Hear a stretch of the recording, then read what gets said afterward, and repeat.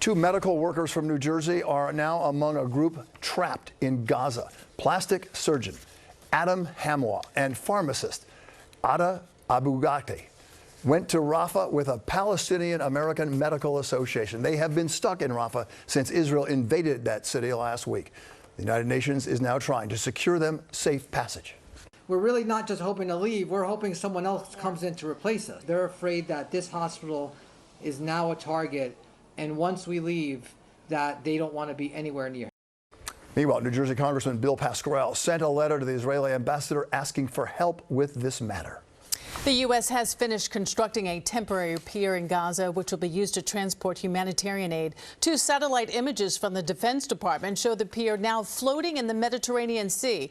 As much as 500 tons of food will begin arriving there within days. Israel has built a separate port facility so aid groups can distribute the goods once they're brought ashore. Meanwhile, tonight, an oh-so-personal story about the ravages of war. A New Yorker called up as an Israeli reserve after the Hamas October terror attacks. A month later, badly wounded he was in Gaza. He's now back here, where he was born, and talking about what it would take to forge a peace in a part of the world where peace is so elusive. He talked tonight exclusively with our Josh Einiger.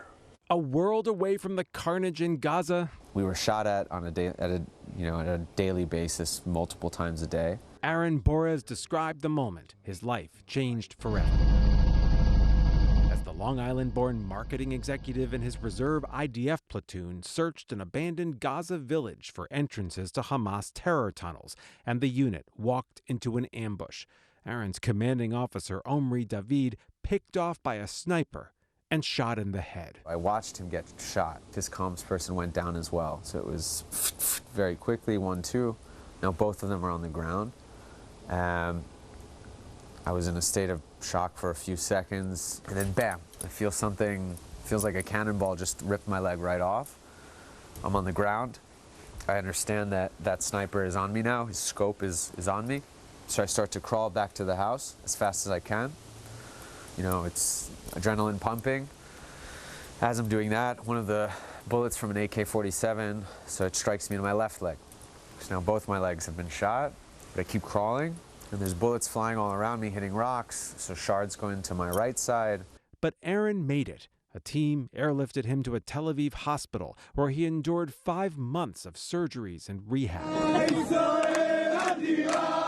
Finally out, this week he visited his childhood home on Long Island for the first time since October 7th, even as debate raged back in Israel over the new invasion of Rafah in the south. Just today, more casualties among the IDF and Gazans.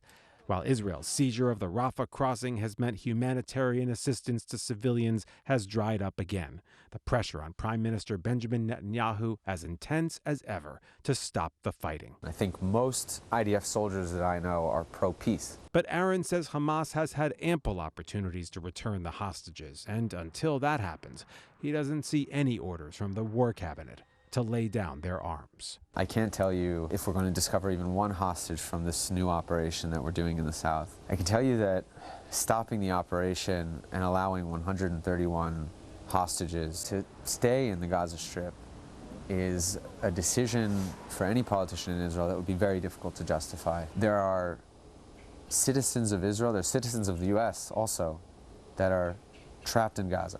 We've got to get them out. Josh Einiger, Channel 7, Eyewitness News.